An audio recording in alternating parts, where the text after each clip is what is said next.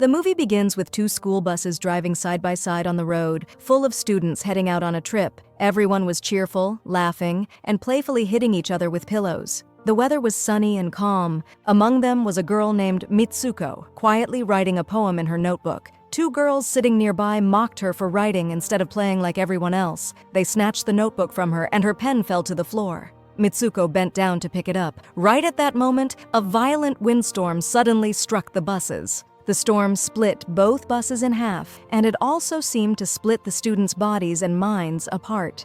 Mitsuko was the only survivor simply because she had been bent down. When she stood up, she saw the bus roof torn away and her classmates, their bodies sliced in half. She froze in horror at the sight. Seconds later, another gust of deadly wind roared toward her, but this time she sensed it coming, crouched quickly, and survived again. The storm tore down electric poles and cables, and when the bus finally stopped, Mitsuko climbed out and ran down the road. She soon saw the other bus, its students' bodies scattered on the ground, dismembered and bloody. Screaming, Mitsuko kept running, terrified and disoriented, as the storm drew closer again. Ahead, she spotted 4 girls walking on the road. She grabbed one of them and pulled her to the ground just as the storm hit. The other 3 were instantly killed. Mitsuko had managed to save herself and that one girl, but only moments later, the girl died while trying to help a few boys riding bicycles who were caught by the wind. Mitsuko was once again alone. She ran as fast as she could until she reached a river. There, she saw more bodies, students floating in the water. She washed her face in the river, changed into cleaner clothes instead of her blood-stained uniform, and continued walking down the road aimlessly. After hours of walking, she arrived at a girls' school. Strangely, the school uniform there looked exactly like the one she was wearing. Even more bizarre, everyone seemed to know her. Still in shock, Mitsuko said nothing about the strange wind that had killed everyone earlier. Then her friend Aki appeared, smiling and saying, "Come on, let's go inside." Mitsuko was confused. She couldn't understand how she and Aki were suddenly in the same school again. Aki looked at her with concern. "Why are you shaking? We've always been classmates here." Mitsuko quickly ducked when she felt a breeze pass by, but this time it was just normal wind. Nothing happened. Aki sighed. "You're acting weird today." They kept walking toward class while Mitsuko struggled to make sense of everything that was happening. Later, another gust of wind passed by and Mitsuko panicked again, running off in fear. Aki chased her, trying to calm her down, saying, "There's nothing to worry about." Finally, Mitsuko started to relax. Even the teachers acted like Mitsuko had always been a student there. When she was alone with Aki, she asked, "Am I really a student here?" Aki replied, "Of course you are." Mitsuko started to think maybe what she saw that morning had just been a dream or a hallucination. She told Aki about the deadly wind that killed her classmates, trembling as she spoke. Aki gently opened the window and said, "Look, the wind outside is just normal air. It can't hurt you." She told Mitsuko to stretch out her hand. Mitsuko did, and when she felt the calm breeze, she began to believe her. The two looked at each other and laughed awkwardly, realizing how strange the situation was. Aki then said softly, "Maybe you've got memory loss? That's why you don't remember this school."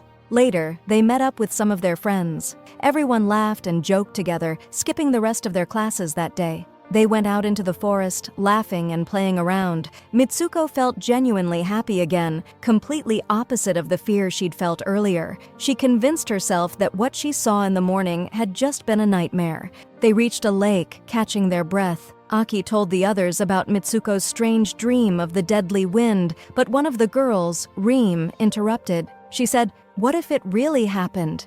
Maybe Mitsuko was in a parallel world. I read there are many parallel universes." The others laughed it off, thinking she was joking. Soon after, they found a pillow on the ground and started playing with it, tossing it around. Mitsuko noticed 2 girls standing nearby. She looked at them and smiled, but suddenly they vanished into thin air. Then Reem said to Mitsuko, "If you want to change reality, you have to do something unexpected, something out of the ordinary." Mitsuko thought deeply about those words. Later, she and Aki returned to the school and went into their classroom. Mitsuko noticed another pillow on the floor, picked it up, and threw it playfully at Aki. But in that instant, the teacher pulled out a machine gun and opened fire on the students, killing all the girls in the classroom, including Aki. Mitsuko was the only survivor once again. As the teacher pointed the gun at her, saying, "Pray before you die, you who skipped class," two girls suddenly appeared out of nowhere, rescued Mitsuko, and escaped with her. They passed by a classroom where all the girls inside had been killed, so they hid in that same room. But then another teacher came in and shot one of the surviving students. One girl tried to fight back but was killed instantly. Her struggle ended right there. Reem grabbed Mitsuko, trying to help her escape, but Reem was shot and fell to the ground. With her last breath, she told Mitsuko, "Run! Try to escape before they reach you." Mitsuko ran, together with the few surviving students, while the teachers shot at them through the classroom windows, killing any student who had skipped class. They didn't want to let a single girl escape. 5 girls managed to make it out of the school. One of them turned to Mitsuko and said, "You have to think and do something. This whole thing is in your hands." Mitsuko didn't understand what she meant. Suddenly, the wind returned again and swept through them, killing all the girls except Mitsuko. Once again, she was left completely alone. The deadly wind chased her relentlessly. Mitsuko ran for a long distance until she reached the city. She continued running through the crowded streets, but strangely, everyone she saw was a woman. She stopped when she saw a police station sign and ran inside for help. Inside, she met a female police officer. The officer thought Mitsuko was crazy because she refused to speak or explain why she was crying. Breathless and trembling, Mitsuko tried to point toward the direction of the wind. The officer looked at her strangely and suddenly called her by a different name, Keiko. She asked, "Why are you wearing a school uniform?" Mitsuko turned toward a mirror and was shocked. Her reflection looked completely different. It turned out that the officer's name was Tomo, and she was actually Keiko's friend. Tomo smiled and said, "You should be happy. Your wedding is in a few hours." Mitsuko, or rather Keiko now, was completely confused, still in shock, unable to think or speak. She just let Tomo do whatever she wanted. Tomo helped her into a car, saying they were going to the church for her wedding. Up to this point, Mitsuko had been through one bizarre experience after another, but this was the strangest of all. Along the way, women on the streets waved and greeted her happily. They all treated her as if she were a celebrity, congratulating her on her wedding. When they arrived at the church, a large crowd of women surrounded her to bless her and celebrate. Inside, she entered a room to change clothes and froze in shock when she saw Aki standing there. She couldn't believe her eyes. "What's going on?" Mitsuko asked, panicking. Aki whispered softly, "I know what you're thinking. Lower your voice, calm down. I'll explain everything later."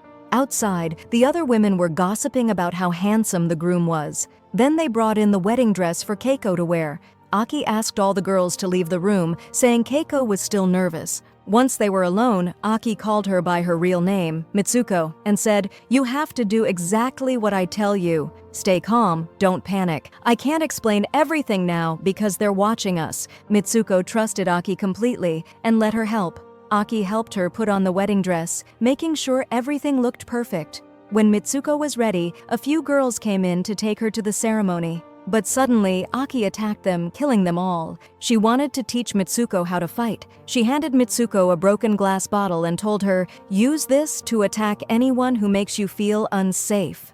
Mitsuko nodded and moved toward the altar, holding the glass bottle instead of a bouquet. The wedding guests, all women, clapped and cheered for her. Then came the shocking moment. In front of everyone stood a coffin instead of a groom. When it opened, inside was the corpse of Keiko's supposed husband. His face was that of a pig. The guests suddenly began acting strangely, mocking Mitsuko, laughing and pushing her toward the coffin. As they tried to make her kiss the corpse, Mitsuko screamed and stabbed him with the glass, then turned on the others, killing some of the women around her in a frenzy of panic and rage. Aki appeared again, trying to calm her down. But then the 2 teachers from the school suddenly showed up. Mitsuko and Aki fought them together, and after a brutal fight, they managed to defeat them. They ran out of the church, escaping into the open. Aki stayed behind to distract the teachers while Mitsuko ran ahead. Then a girl wearing sports clothes appeared and stopped Mitsuko. She called her by yet another new name, Izumi, and told her to come join the marathon. Mitsuko turned to a mirror nearby and was stunned again. Her reflection had changed once more. She now looked completely different and was dressed in athletic gear. Her name was now Izumi, a famous runner everyone adored. Crowds of cheering people surrounded her, shouting her name. Izumi ran alongside her fellow runners. One of them smiled and said, "You've always been fast, even back in school." Izumi didn't understand what they were talking about, but she didn't ask. She didn't want to know anymore. She simply remembered herself as a little girl running freely and decided to just enjoy the run and keep going. She saw her classmates from school running beside her during the marathon, but suddenly, the pig-faced man and the teachers appeared, chasing after her. The girls running alongside Izumi shouted to her, "Be brave! You're the only one who can escape this world!" Izumi ran off the track, pushing herself with every bit of strength she had until she found herself deep in the woods, standing before a dark cave. Inside, a strange girl spotted her, took her by the hand, and led her into the cave where several other girls were gathered.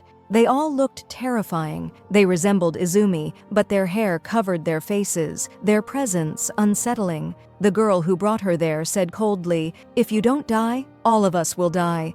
She suddenly attacked Izumi, trying to kill her, but just in time, Aki appeared and saved her friend. Aki told Izumi urgently, "Repeat after me. Keep saying this sentence no matter what. I am Mitsuko." Izumi, trembling and confused, began to repeat, "I am Mitsuko. I am Mitsuko," over and over again. Slowly, her voice grew stronger, until finally her body transformed back into her original form. She was Mitsuko again. Mitsuko looked at Aki and said, "Please, explain everything." Aki sighed deeply and said, "We're not in a real world, Mitsuko. This place is all an illusion, a fabricated reality. You're the main character here, and if you want to escape this world, you have to pull out these 2 wires from my wrists and kill me." She continued softly, "That's the only way. If you do it, I'll die. But you'll be freed. You'll reach the control center of this world." Mitsuko shook her head in tears, refusing. "No, I can't hurt you." Aki slapped her with a pen, shouting, "Do it! There's no other way!" Crying, Mitsuko was forced to obey. She grabbed the 2 wires and pulled them out. Aki's body split violently in half, and she died instantly. At that moment, Mitsuko was finally freed. She opened her eyes and found herself standing in a restaurant for the first time, surrounded by men. Stunned, she walked further inside, her mind spinning until she noticed a poster on the wall. The poster showed 3 faces, Mitsuko, Keiko, and Izumi. It was an advertisement for a video game. The 3 of them were the main characters in that game. Then she learned the truth. Mitsuko was now in a dystopian future city, ruled entirely by men. Only men lived there, obsessed with violent games and survival challenges. The game featuring Mitsuko, Keiko, and Izumi was called TAG. A man approached her, staring with recognition. "I know you," he said. "You're in the future now." Mitsuko's eyes widened in shock. She fainted. When she woke up, she found herself once again in a cave similar to the one she'd been in before.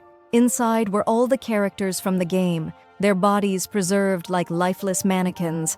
As she walked deeper, she saw an old man sitting in front of a large screen playing the TAG game, using Mitsuko's character. He turned toward her and said, "It's been 15 years since then. When you were in high school, I admired you. After you died, I took your DNA and your friend's DNA and created 3D copies of you." Mitsuko froze, horrified, as she looked at lifelike replicas of herself and Aki standing nearby. The old man smiled eerily. "I made these copies to use them in my game," he said proudly. Then a young man entered and told Mitsuko to lie on the bed. The old man ordered, "Do as he says." Terrified, Mitsuko began walking toward the bed. The man was about to touch her when suddenly she remembered Reem's words.